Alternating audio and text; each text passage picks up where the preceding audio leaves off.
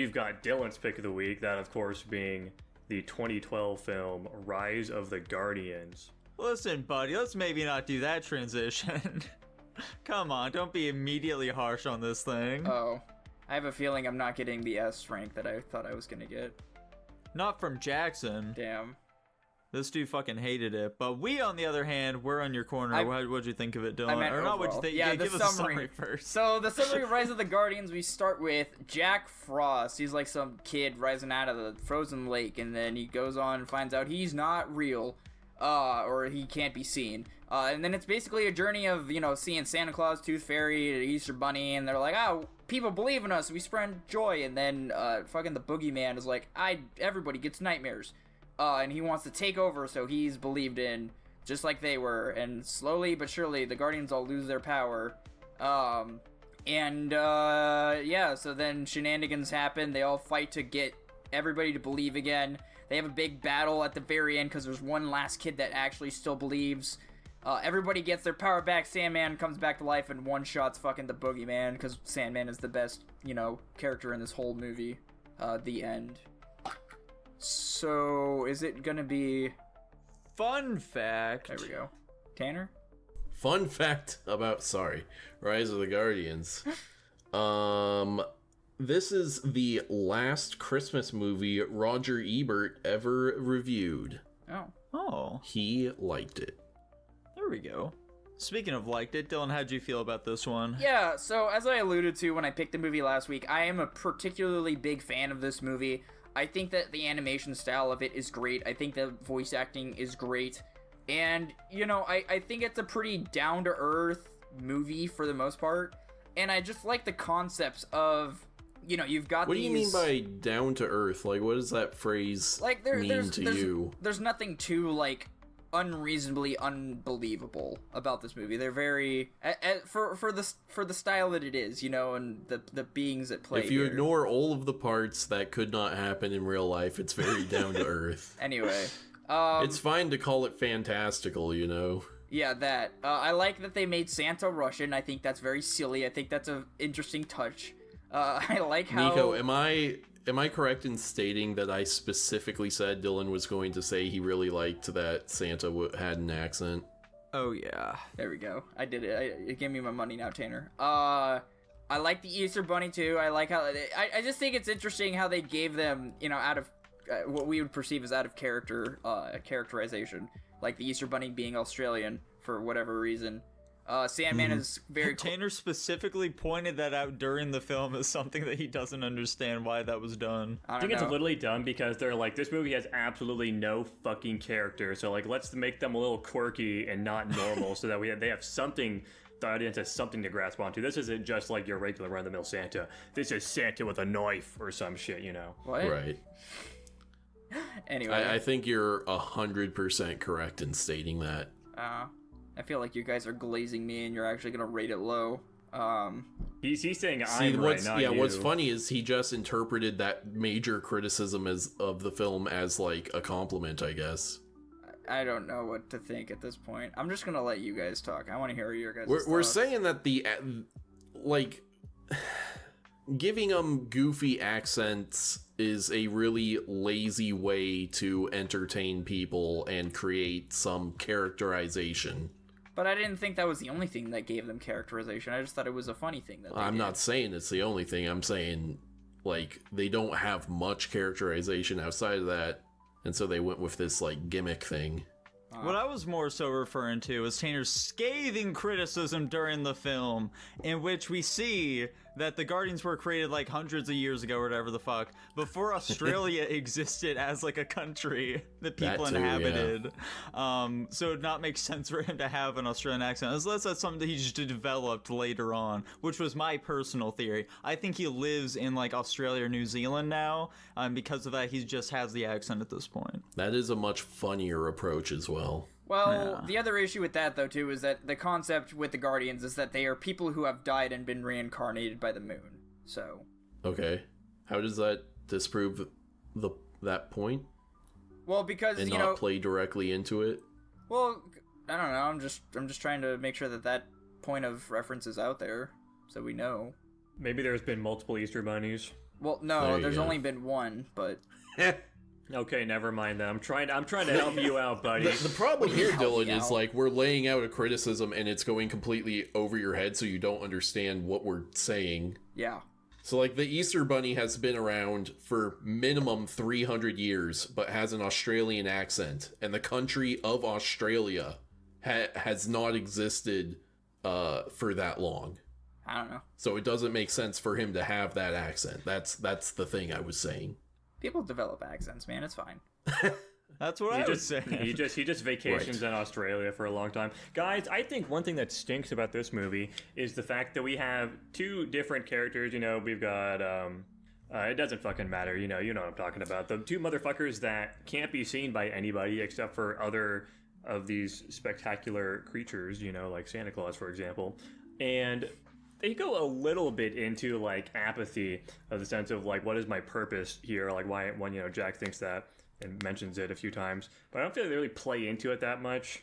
Like, this motherfucker goes around for 300 years, nobody can see him, doesn't interact with anything, and I don't know. I feel like they could have done more with that. They took the route of just making this movie be a lot more fantastical and just kind of just watching like interesting things happen on the screen rather than like dig into like characters and potentially make those more interesting. Mm-hmm.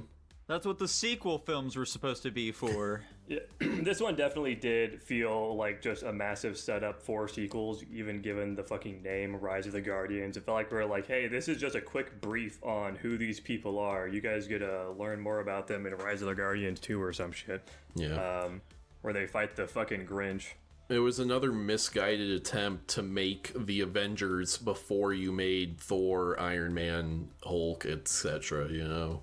Yeah. What the fuck's up with the Tooth Fairy being so horny for Jack Frost? He has pretty teeth. They like keep trying to like do like a weird forced romance thing though. It's very funny. Why can we see her hands, but she doesn't have the dogs out, dude? What the fuck? What? Bullshit, What? man. It sucks so bad. You guys are fucking weird. The art style, speaking of character design, I think it's fine for a lot of the characters. But we need to talk about the dog. But we need to talk the dog, yes, but also like our main villain fucking sucks. What the fuck? He just doesn't look cool or menacing at all.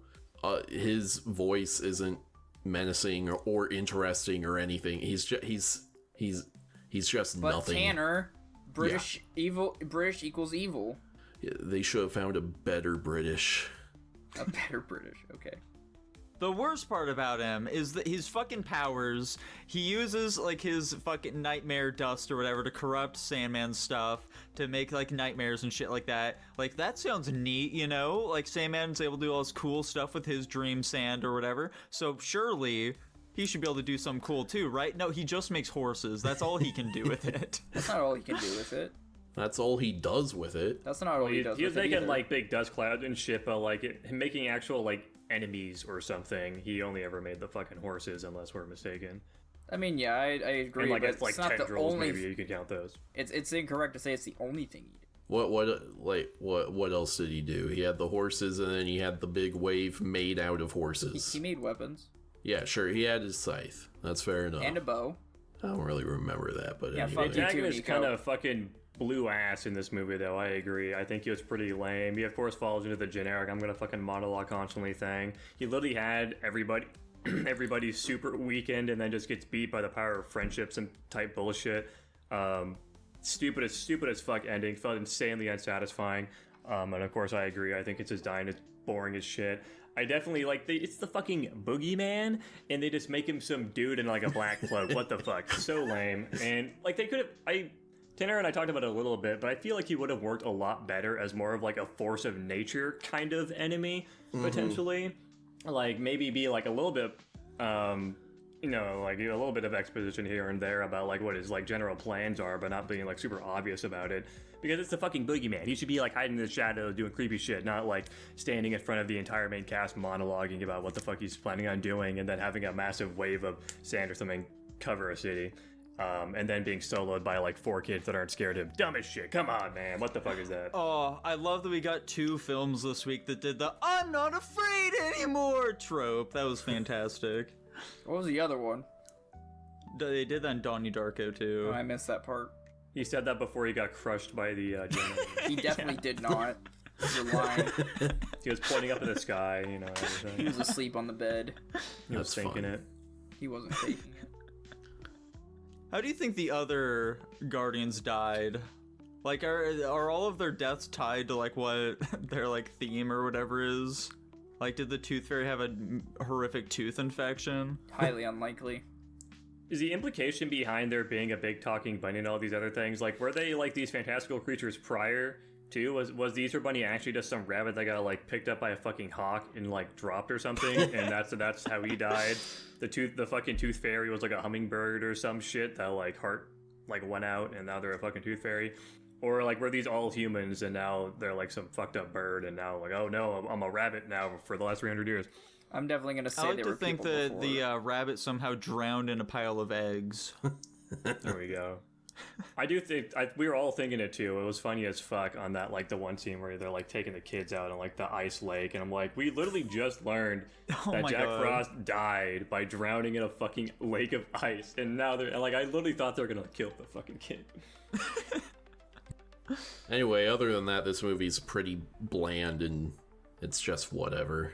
Kind of what I figured. Yeah, it's definitely it's a very by the books film for the most Yeah. part. This is absolutely a turn it on at Christmas, and nobody pays any fucking attention, and they're all still totally caught up with the plot anyways with the movie. Anyways, What was- Dylan, you want to kick us off? Yeah. No, You gotta kick us off, Dylan. that's pretty. Still, now, have you know, I did in fact conjure up the idea of all of us doing Go Up to the Movies, doing Go Up to the Movies at the start of the episode, so we could all rate this movie very highly, and then during the re-rankings drop it down a significant portion. You But guys I chose are not to do that and assholes. instead tell you the plan. That did seem a tad mean. It was just. That's why we it shot was a it. joke idea. Of course, we didn't. We didn't do it because it would have been mean. Anyways, please give us your rank. Thank you. I did. You didn't hear it. What'd you say? I said S. We didn't hear ya. Holy S cow. minus. Personally, I gave it a C. Whoa! I also gave it a C. Dude, that's insane. I also gave it a C. Wow. Maybe the most C-tier movie we've ever seen. Quite possibly, honestly. And it landed at a B minus overall.